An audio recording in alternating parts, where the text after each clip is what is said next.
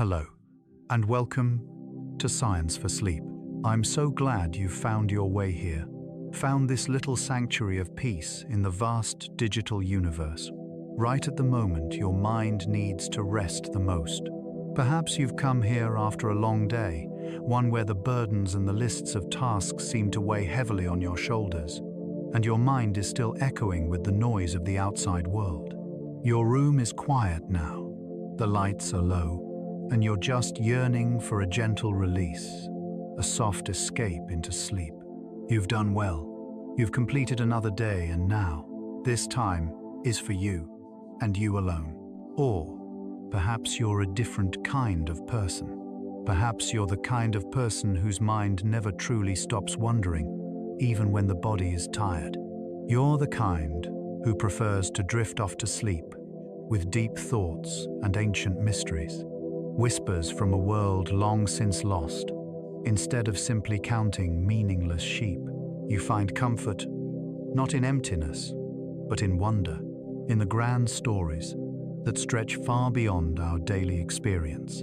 You seek peace in contemplating time and life and the colossal creatures that once walked this very planet, under the same moon, but in a completely different air, a world almost unrecognizable. Whatever reason has brought you here tonight, whether you're seeking release from the day's stress or a quiet source of inspiration, this journey is for you. This is your safe space. You don't need to try to focus. You don't need to remember any of this. You just need to be present, to listen, and to let your thoughts drift by, like clouds passing lazily across a night sky. Our journey tonight won't take us to distant stars or dive to the bottom of the deepest oceans. Instead, we will travel backwards, not through space, but through time. We are going to drift back into a distant past, a past measured in millions of years, where magnificent rumbles echoed through giant fern forests and the ground trembled beneath the weight of the greatest creatures to ever exist. We are going to visit the world of the dinosaurs, but not in the way you usually see in movies. There will be no chaos, no frantic chases. No, this is a gentle encounter. We will explore the quiet facts, the gentle secrets of their lives, how they existed, how they perceived their world, and how they left their mark in the very air you are breathing and the ground far beneath you. This is an invitation to see them, not as monsters, but as wondrous parts of Earth's history, magnificent sketches of life. So, find a comfortable position. Let your body feel completely supported. Feel the weight of the blanket, the softness of the pillow. There is no hurry here. Nothing is required of you. There is only my voice, and these stories from a time long past, an age of gentle giants and quiet, ancient forests. Welcome. I am truly glad you are here. You don't need to do anything at all, except to rest. You don't need to try to sleep.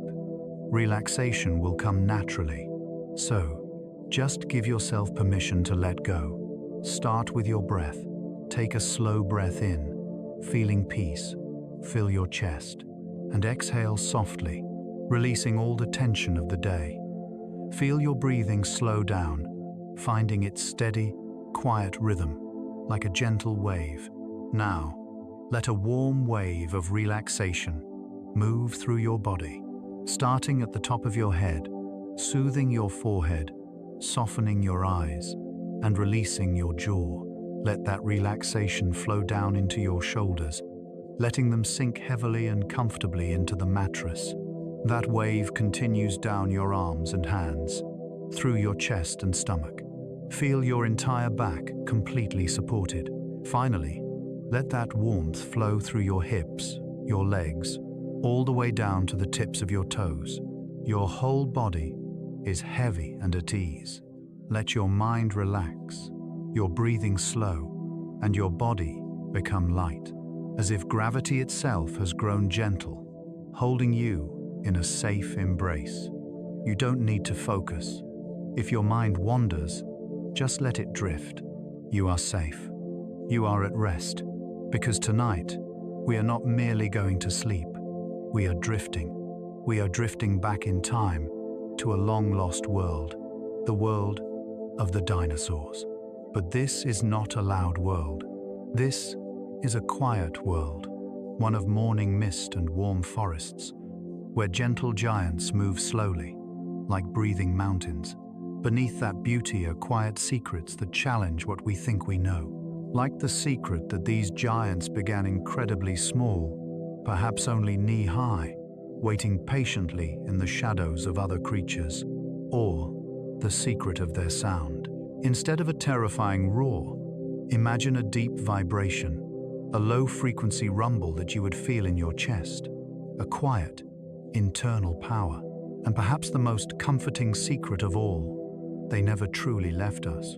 Their direct descendants, the birds, are still here, singing outside your window, carrying the legacy of a past age. These are the quiet wonders we will explore, the gentle truths to carry you into sleep.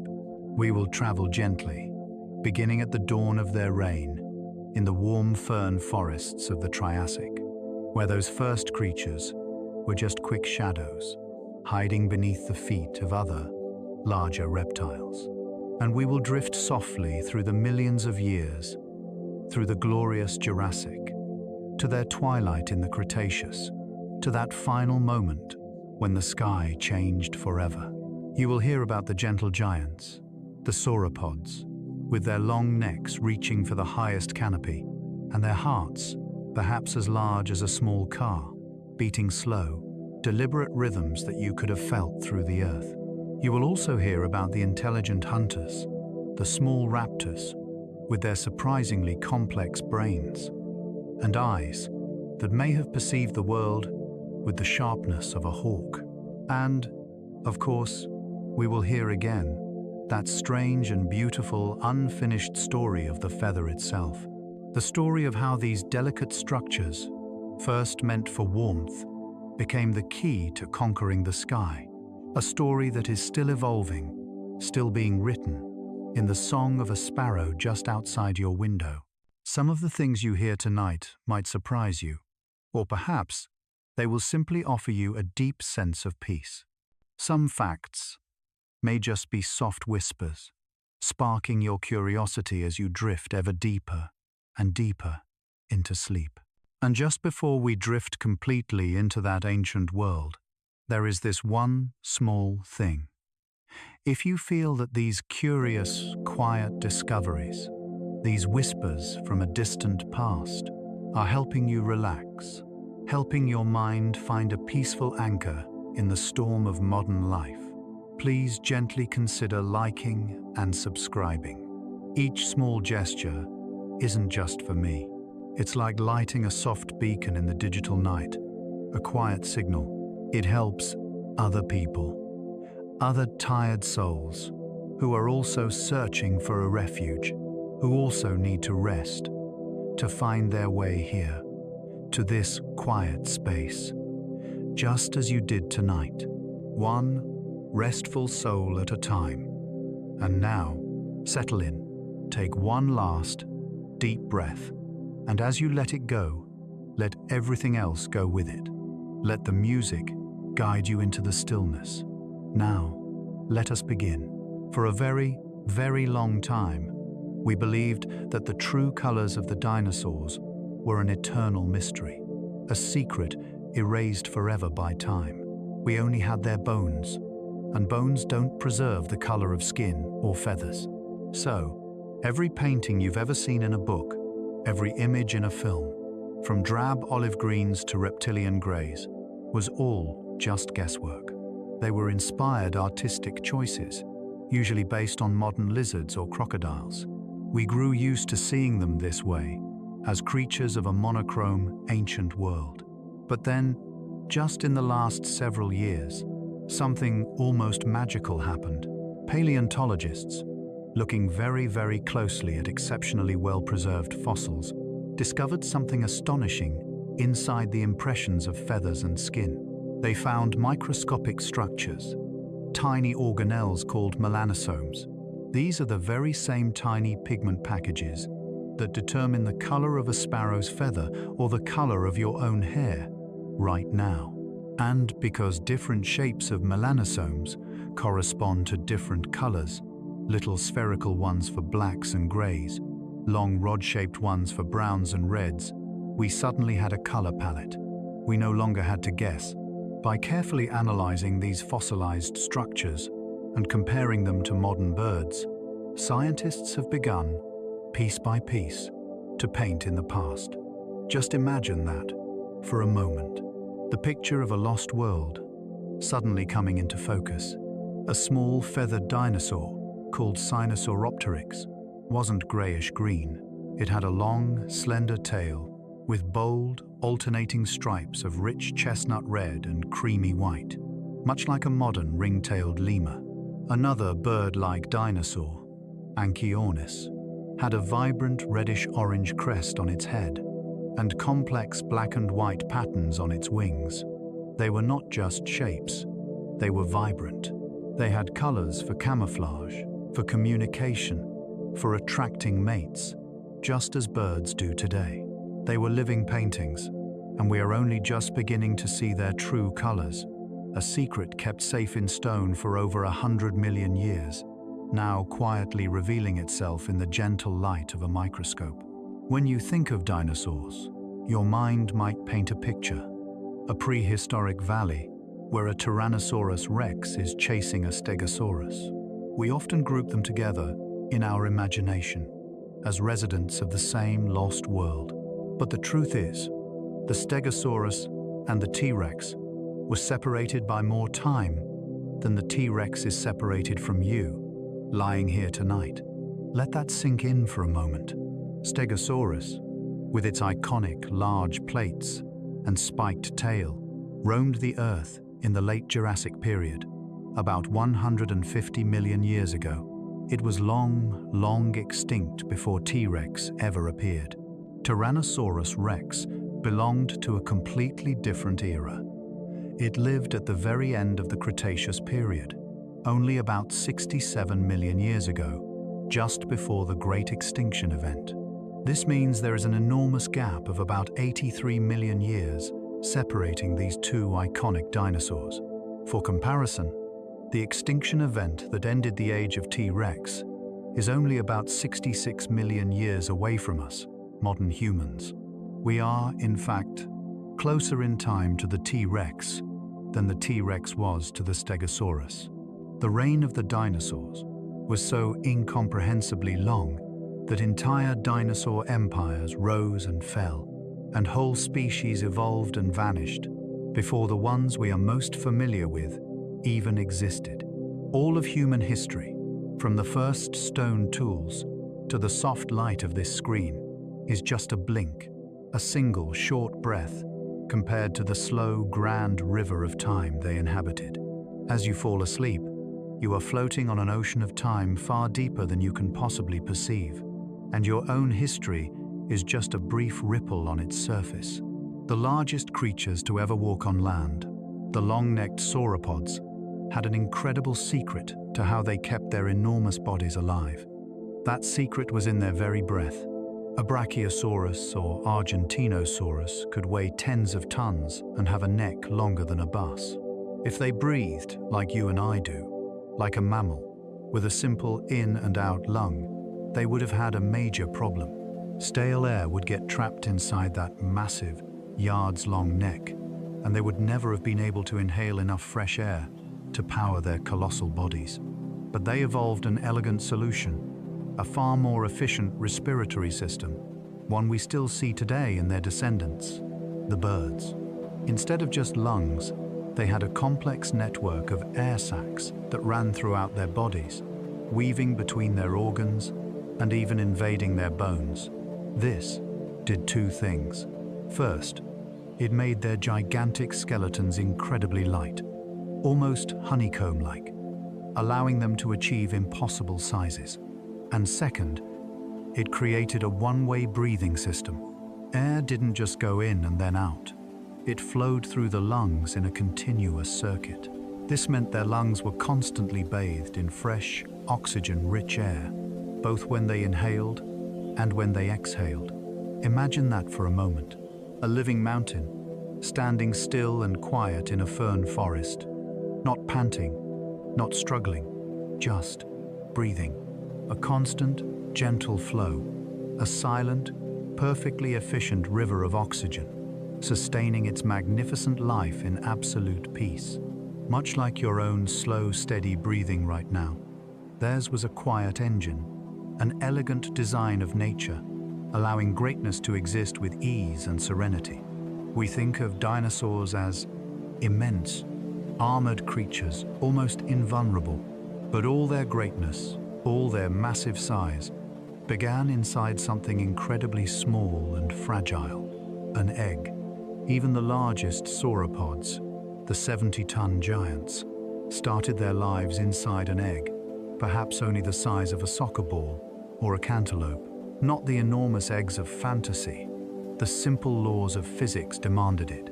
A larger egg would need a shell so thick that the tiny hatchling could never possibly break its way out, or a shell so thin it would collapse under its own weight. So, the largest creature to ever walk the earth began from the most humble, vulnerable start. But perhaps what's even more gentle isn't the egg, but what came after. For decades, we assumed dinosaurs, like most modern reptiles, simply laid their eggs and walked away, leaving their offspring to fate. But fossil evidence, particularly from a beautifully named species called Maiasaura, which means good mother lizard, paints a very different picture. Paleontologists discovered entire vast nesting grounds, massive colonies, where hundreds, even thousands, of these duck-billed dinosaurs gathered together year after year, just like seabirds do today. They made carefully arranged nests of earth, and inside those nests, they found not just eggshells, but the bones of babies that had grown a little, with teeth that already showed signs of wear. This means the babies didn't leave the nest right away. They were too small, too weak to find food on their own. Instead, they stayed, and their parents, or at least one of them, stayed. They guarded. They protected their young from predators, and very likely, they brought food back to the nest, chewing up tough leaves and branches and feeding their small waiting mouths. Imagine that scene in the soft light of a Cretaceous dawn. Not a battle, not a roar, but a quiet act of care. A giant creature moving gently, carefully, around a nest on the ground, a low rumble of reassurance, a patient vigil. Their existence wasn't only about power and dominance, it was also about nurturing, about community, and about the gentle, ancient cycle of life, a story whispered over and over in the silence for millions of years. Perhaps the most iconic and frightening image we associate with dinosaurs is the sight of a Tyrannosaurus rex at a full earth-shaking run, chasing down frantic prey or a speeding jeep. Its roar drowns out all other sound, and each footfall is like thunder. It's the picture of an unstoppable, high-speed killing machine. But the picture that science now paints, using careful biomechanical models, has a very different rhythm, a slower one. By analyzing the incredible stress its massive skeleton could withstand, the enormous muscle mass required to move it, and the balance of that top-heavy body, scientists have come to a gentler conclusion. The T-Rex couldn't run, at least not in the way we define running, with both feet leaving the ground at once. Such a movement, with its 7 to 9 tons of weight, would likely have shattered its own leg bones. Instead, it was a walker, a very fast, very powerful walker, perhaps reaching a top speed of around 17 to 20 kilometers per hour, or 11 to 12 miles per hour. Faster than a jogging human, certainly, but not a sprinter.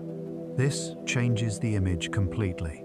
It turns the movie monster into a real animal, an animal bound by the laws of physics, just like you and me. Imagine it, not in a frantic chase, but on a patrol, a heavy, deliberate stride, a king taking a measured stroll through its territory. Its power was not in its explosive speed, but in its inevitable presence, its relentless strength, a slow, unstoppable weight, moving through the ancient world with a steady, methodical rhythm, much like the deep, even pace of your own breathing as you begin to drift off to sleep. We spend so much time imagining how they hunted, how they moved, and even how they fought. But have you ever paused for a moment, in this quiet, to contemplate how a dinosaur slept? How does a 50-ton creature, a diplodocus with its impossibly long neck, even lie down to rest? Or did it sleep standing up, like an elephant, locking its great pillar-like legs? How did a massive triceratops rest comfortably with its enormous, heavy frill? We don't have the answers for all of them, but we have a few incredibly beautiful, almost poetic clues. Paleontologists in China found a near-perfect fossil of a small feathered dinosaur named Mei Long. This name, when translated, literally means the sleeping dragon. It wasn't killed in a fight. It wasn't attacked by a predator. It died in its sleep. The fossil shows it curled up peacefully, its small head tucked neatly under one of its feathered arms, or wings, and its long tail wrapped around its body. It is the exact, identical posture that a modern bird uses to sleep, a perfect position to conserve body heat. This single fossil, a single snapshot from 125 million years ago, shows us a moment of perfect, quiet peace. It shows us they weren't always roaring and fierce. They too had their moments of vulnerability, their moments of necessary rest. Just imagine that for a moment. An entire world of giants, asleep. The great forests falling silent, filled only with the deep, rhythmic breathing of resting herds under an ancient moon. The need to rest, the need to let go, the need to close your eyes and drift. It is an ancient thread. It connects you, lying here in the warmth of your bed, to that sleeping dragon, curled up in volcanic ash, millions and millions of years ago. Sleep is a gentle, common home we all share. Feathers. When you hear that word, you think of softness, of the sky, of the freedom of a bird's wing. But this icon of flight has a secret, a much deeper origin, rooted firmly on the ground. Long before any creature used a feather to fly, they covered the bodies of many types of dinosaurs. We often imagine meat-eaters like Velociraptor with scaly, reptilian skin, but the fossil evidence increasingly points to a different picture, a softer one. Imagine a Velociraptor, or one of its close relatives, not as a scaly monster, but as a creature covered in a thick coat of plumage. These primitive feathers, especially on their arms, might have been long and complex, but they weren't strong enough or shaped correctly for flight. So why were they there? Most likely, their first purpose was warmth. Think of those feathers as nature's intricate jacket, a personal blanket, insulating their warm-blooded bodies against the cool desert nights. Or perhaps they were for display. Like the vibrant tail of a peacock today, these feathers might have been brightly colored, used in quiet courtship dances, or to signal to other members of their pack. Evolution is so very patient. It created these beautiful structures for comfort, for communication, and then, millions and millions of years later, one branch of this family realized that, with a little modification, those same feathers could catch the air itself. Flight was not a sudden invention. It was an afterthought, a serendipitous discovery, a miracle born from the simple, ancient need to be warm and to be seen. When a dinosaur looked up at the night sky, it saw the same familiar moon that you might see out your window right now, perhaps just a little bit closer. But the ground beneath its feet, its world, was in a completely unrecognizable place. Their 150 million year reign was not just a journey through time, it was a silent journey across the globe.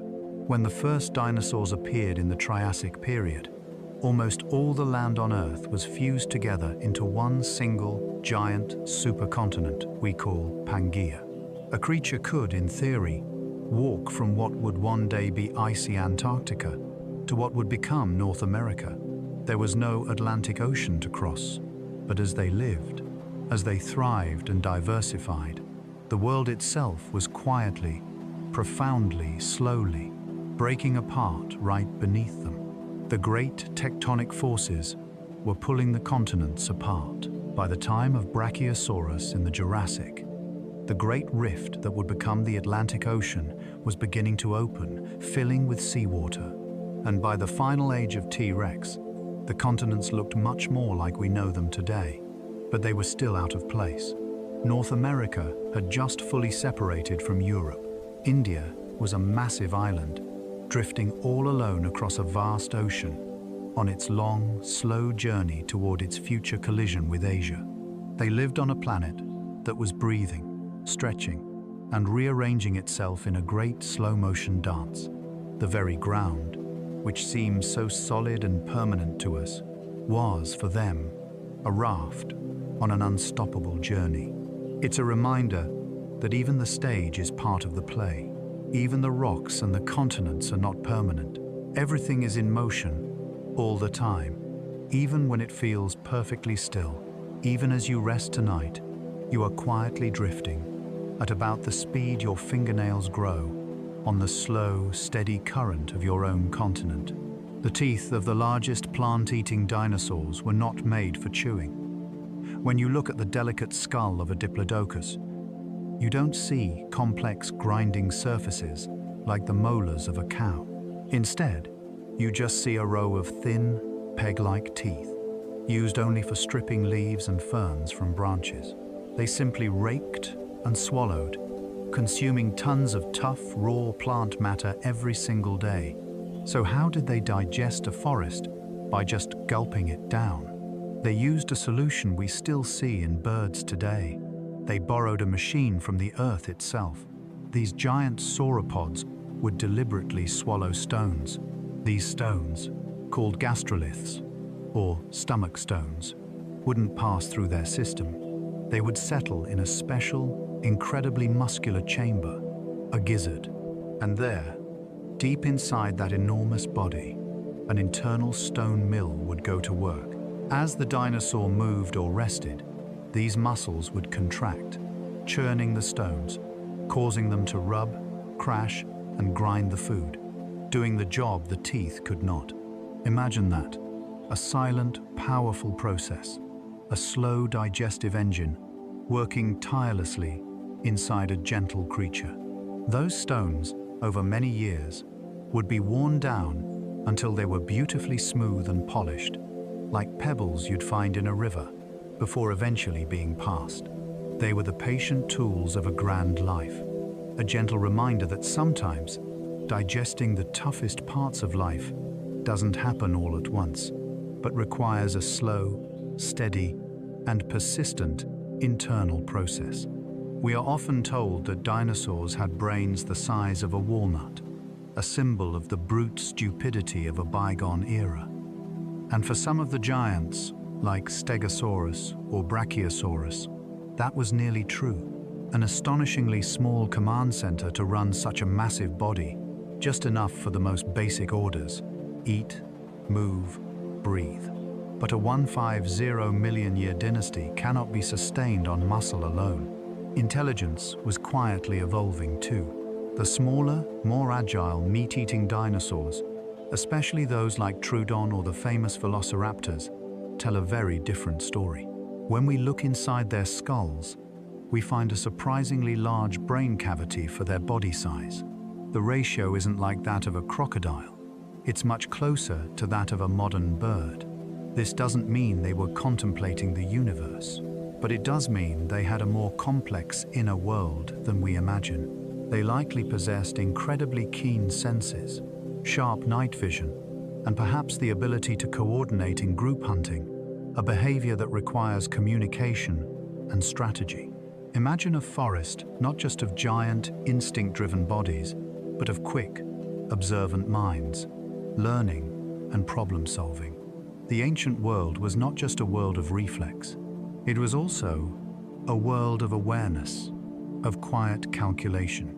Behind those sharp eyes was a working mind, a quiet, early spark of consciousness, weaving the complex tapestry of life, even in the deepest sleep.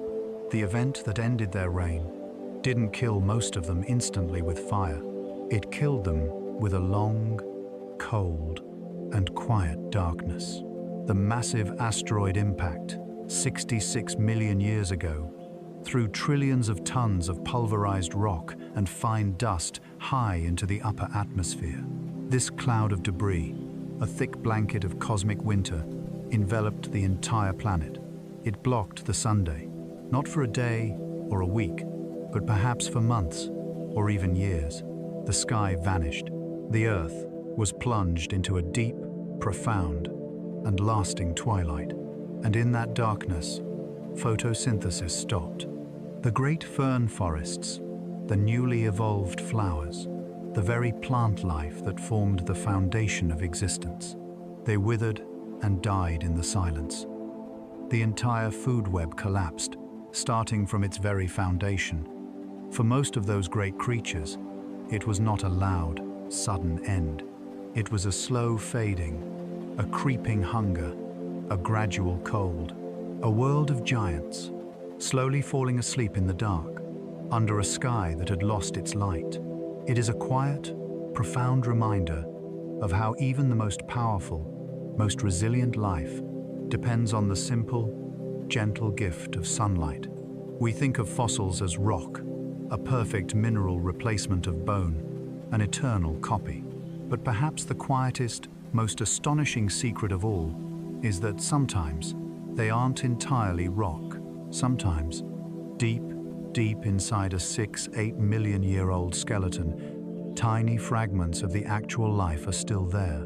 Only in the last few decades, scientists have learned to carefully dissolve the hard mineral part of certain exceptionally preserved T-Rex and duckbill fossils. And what was left behind was not just nothingness.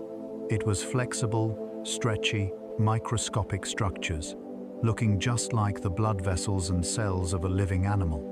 They even found traces of proteins, of collagen, the actual building blocks of the body. This is not a copy. It is a remnant. They are the faintest, most ancient whispers of their real, organic, biological selves, having somehow survived an unimaginable ocean of time. Life is so resilient that, sometimes, it refuses to be completely erased, leaving a delicate echo, a chemical fingerprint, waiting patiently in the dark. For the vast majority of their reign, for over 100 million years, dinosaurs never saw a single blade of grass. The soft, green lawns you walk on, the rolling pastoral landscapes we take for granted, they simply did not exist. Grass was a very, very late evolutionary arrival, only appearing near the very end of the dinosaur age, and only becoming common long after they were gone. Their world was painted in an entirely different, more ancient shade of green. Instead of prairies, they walked through vast fern seas, forests of towering horsetails, and strange alien gardens of cycads and conifers. It was perhaps a pricklier, more structural world, a world without the softness of turf underfoot. Even the very carpet of the earth is a changing thing. It's a gentle reminder that the world we find so familiar is itself just a fleeting moment in history. When a dinosaur closed its eyes at the end of its day, that day was shorter than yours. Hundreds of millions of years ago, the Earth spun just a little bit faster. The gravitational pull of the Moon, in its slow dance of drifting away from the Earth, also acts as a silent brake, slowing our planet's rotation over the eons. In the midst of their era, a day was likely only about 23 hours long, perhaps 23 and a half.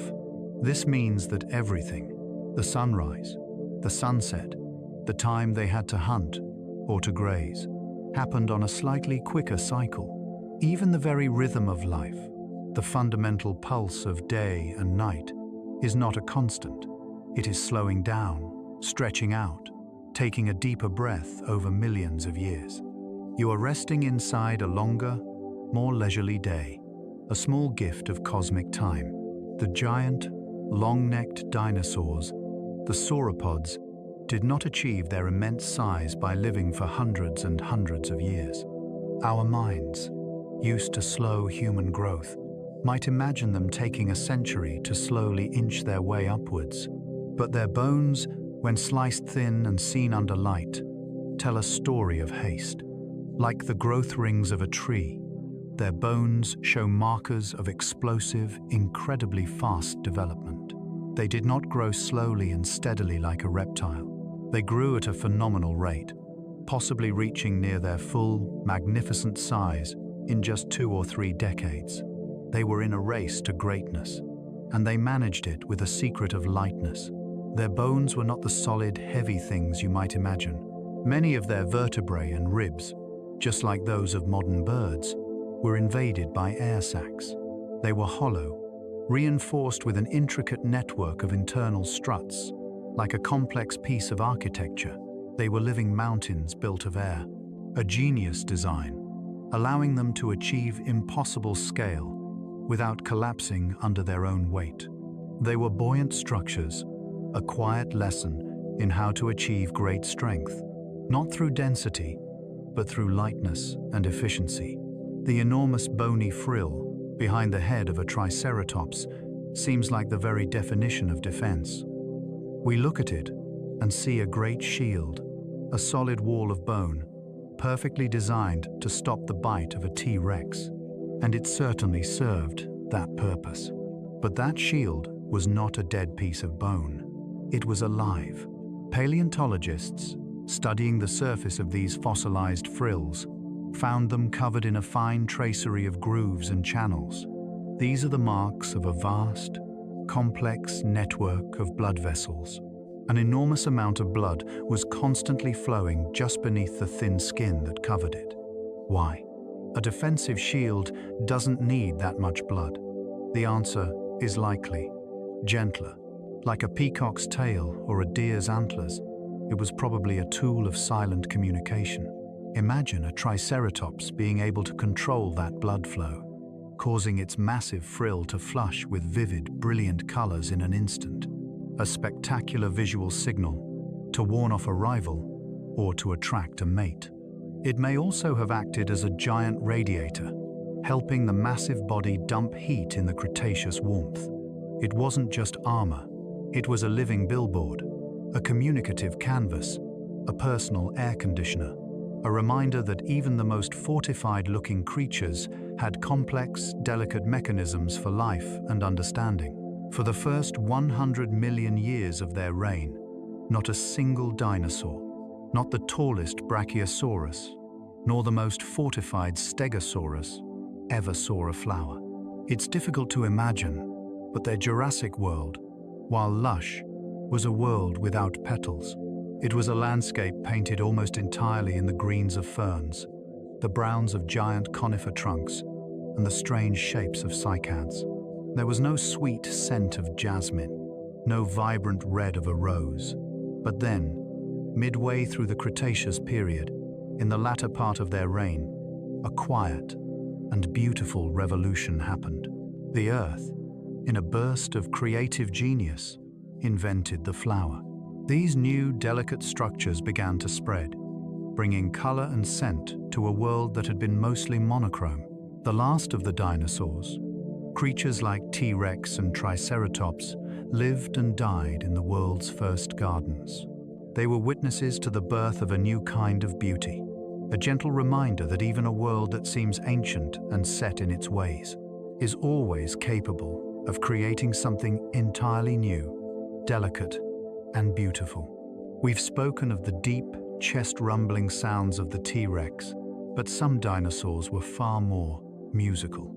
The great duck-billed dinosaurs, or hadrosaurs, possessed some of the most extraordinary instruments nature has ever evolved.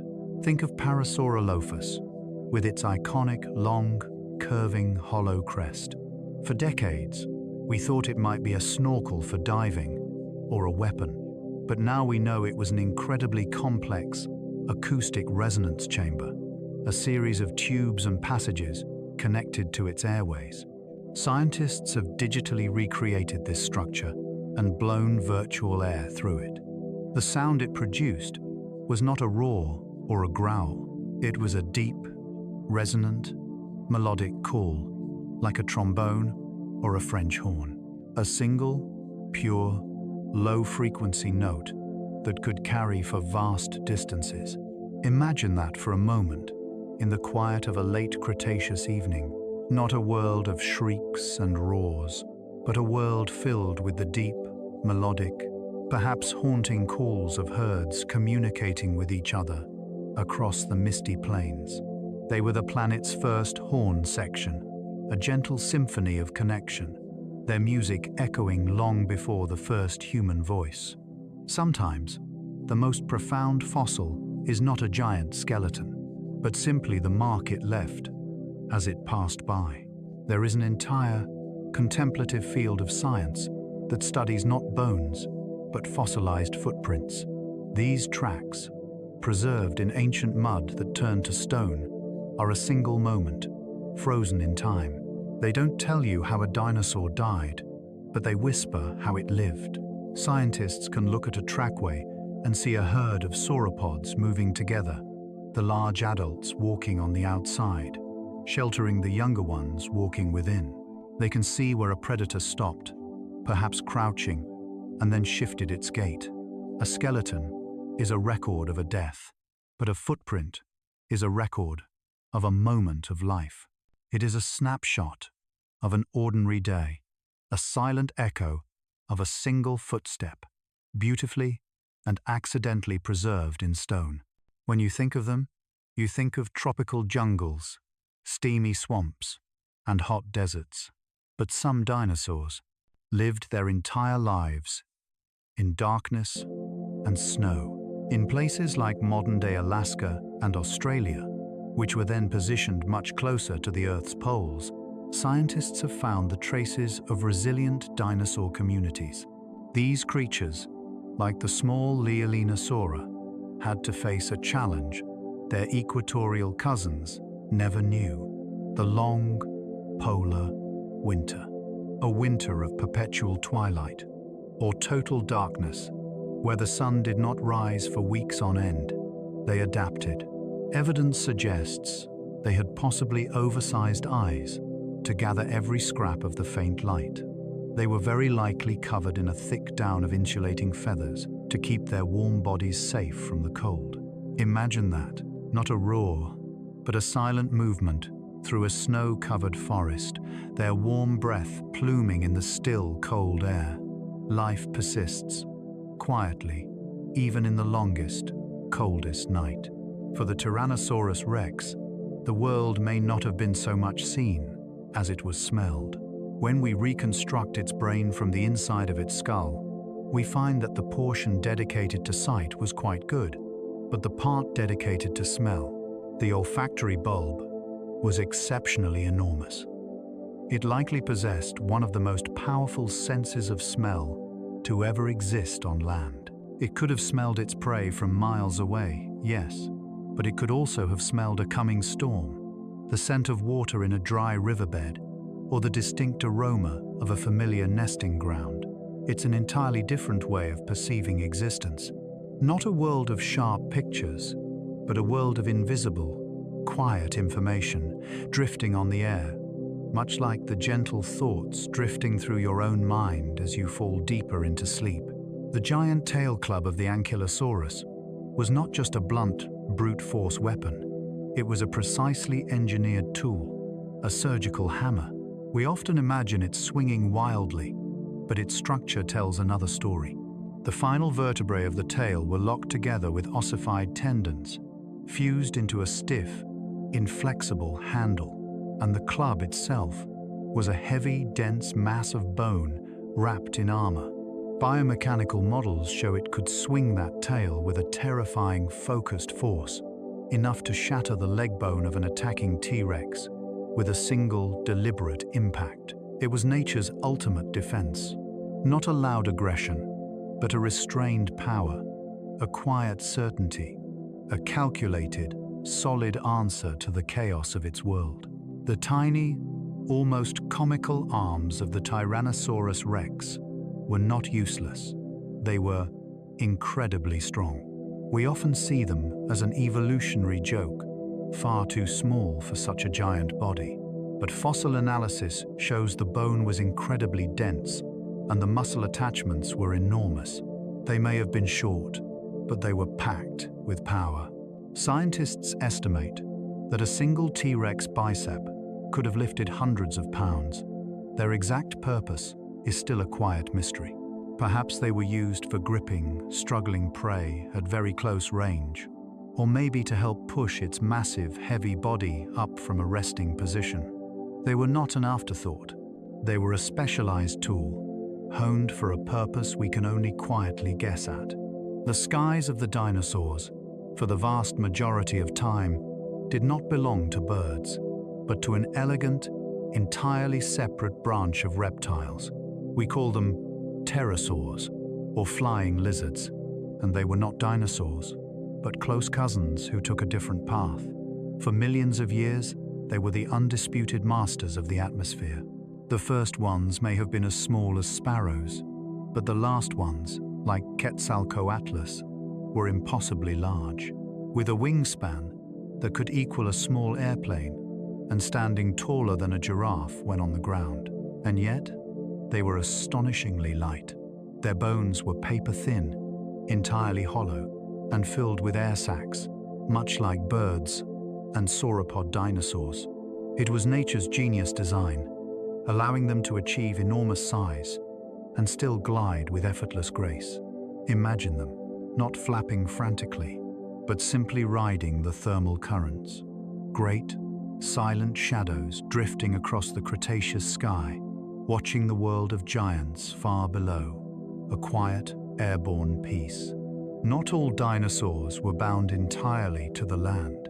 One of the very largest predators, perhaps even longer than T-Rex, chose a different path, a quieter, wetter one. Spinosaurus lived much of its life in and around the vast, ancient river systems of North Africa. It was a strange and beautiful adaptation, an experiment of nature. It had a long, narrow snout, like a crocodile's, perfect for snatching fish. Its bones were dense and heavy, not hollow like other predators, helping it control its buoyancy, like ballast in a ship. And most recently, we discovered its tail, a tall, flat, paddle-like structure, designed to propel it through the water with silent power. Imagine it, not as a roaring land hunter, but as a great, dark shadow, gliding almost ripple-free through a murky river, its famous sail perhaps slicing the surface like a fin, a predator of the aquatic world, a giant that found its peace and its purpose in the deep, quiet water. For a very long time, we were taught that dinosaurs were reptiles, and that word, reptile, carries with it the image of cold-bloodedness, of a crocodile, lying sluggishly in the sun to gain the energy to move. We pictured them as slow, lumbering creatures, entirely dependent on the outside world for their warmth. But that picture has changed. The evidence now whispers a different, warmer story. The microscopic structure of their bones, when sliced thin, shows growth patterns that are incredibly fast, identical to the bones of modern, warm-blooded birds and mammals, not slow-growing, cold-blooded reptiles. Their active, upright postures, and those resilient dinosaurs that survived the long, dark polar winters, all point to one answer. They made their own internal fire. They were not passive machines. They were dynamic, self-sustaining creatures, generating their own steady, constant heat, much like the warmth you feel right now, radiating gently from your own body as you rest in the quiet of the night. The reign of the dinosaurs could only begin after the world almost ended. Long before the first dinosaur walked, the Earth experienced an event scientists call the Great Dying, which erased nearly 90% of all life. It left behind a strangely silent, empty planet. It was into this quiet, slowly healing world that their first ancestors, small and humble creatures, stepped. They were not conquerors. They were pioneers, quietly filling the empty spaces that a long silence had left behind. Their entire glorious 150 million year reign was built on a foundation of a fresh start. A gentle reminder that sometimes the most magnificent and resilient life emerges from the deepest patience and quiet. When the darkness fell and the giants vanished, the world was inherited not by the strong, but by the small and the hidden. The Great Extinction 66 million years ago was a harsh filter, and it favored anything that didn't need much. While the massive dinosaurs starved in the quiet, sunless world, tiny, furry creatures, our own distant ancestors, survived. They were perhaps no bigger than a mouse, living in burrows, eating insects or seeds, needing very little warmth and very little food. They endured the long winter, hidden away in the dark soil, patiently waiting. They are the other side of the story, a gentle reminder that sometimes the most profound strength is not in size, but in humility and the ability to simply hold on until the sun returns. Those great, armored creatures were not invulnerable. They also felt pain. When paleontologists look closely at their bones, they don't just see the marks of strength, they see the scars of a life lived. They find evidence of diseases that we would still recognize today. They have found joints that are warped and worn by arthritis, just like the kind of ache humans feel. They have found the signs of bone tumors, and perhaps most movingly, they find beautifully healed fractures, a broken rib or a cracked leg bone. But the animal survived. It endured, limping perhaps, for months or years, while its body quietly, patiently mended itself. Pain and recovery are not human inventions. They are ancient experiences, a quiet part of being alive, a thread that connects us across the millions of years to the fragility and resilience of all life. The extinction event, 66 million years ago, was not a door slamming completely shut. It was more like a narrow gap, one that a lucky few managed to slip through. We've touched on this, but it bears whispering again in this quiet as a final comfort. One branch of dinosaurs, small, feathered, beaked ones, somehow made it through the darkness. Perhaps they were small enough to survive on buried seeds or hidden insects when the forests had died, but they endured. And so, the world you are falling asleep in tonight is still, technically, the age of dinosaurs. When you hear a bird sing at dawn tomorrow, that is not a poetic comparison. It is a direct lineage. The tiny sparrow outside your window, the pigeon on the roof, they are all dinosaurs. Their legacy is alive, breathing, and singing. Their reign never truly ended. It simply changed its form, learned to fly, and made itself small so it could survive. A gentle, living echo of a lost age, still here with us. And now, the grand images of a lost world begin to fade behind your thoughts, like a morning mist, gently dissolving, leaving only soft impressions behind. The giant fern forests, the vast plains, they are quietly receding now, returning to their place in deep time. We have drifted past so many quiet truths on our journey tonight. We saw the true, vibrant colors on their feathers, a secret kept in stone for millions of years. We felt the unimaginable expanse of time, that vast distance separating T-Rex from Stegosaurus, a gap even wider than the one separating it from ourselves. We drifted past the gentle facts, from the bird-like breathing systems that allowed them to breathe with serenity, to the patient stomach stones that ground their food inside their colossal bodies.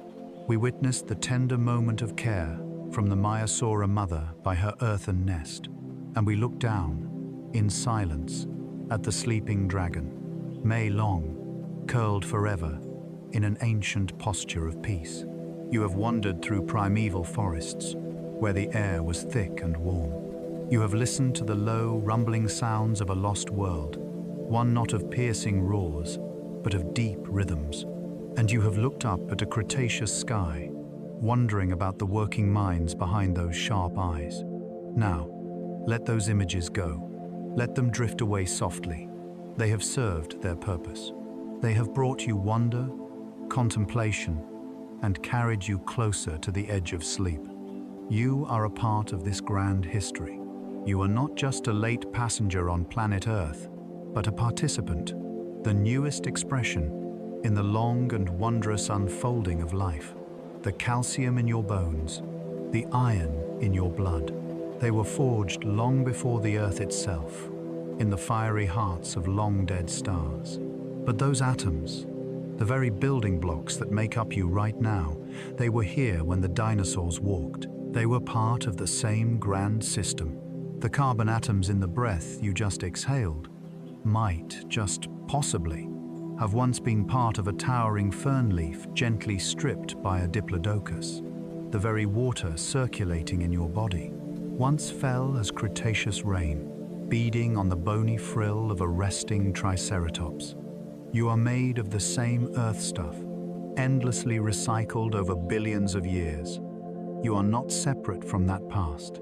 You are its continuation. You are breathing the same air, merely transformed, and you are resting on the same planetary crust that felt their heavy footsteps. You are the Earth's memory, living and breathing. Tonight, as you rest, the legacy of the dinosaurs continues. Somewhere out there in the dark, a small bird, their direct descendant, is curled up asleep in its nest, head tucked under its wing, just like the sleeping dragon, Mei Long, that we saw. The Earth is still quietly turning, carrying both their ancient bones and your bed together in a silent orbit around the Sunday. The continents are still slowly, relentlessly moving, and you are floating inside all of it. A small warmth in the darkness of the night, a resting mind, safely anchored in the great flow of planetary history. You are resting in the embrace of an ancient world, one that has seen it all. And now, it is cradling you to sleep. And if you happen to still be awake, if your mind is still gently floating, not quite ready to settle, you can simply continue to listen. Another chapter, another loop of these quiet facts will begin right now to accompany you until you have fully drifted away. I hope you sleep well and have gentle dreams. Good night.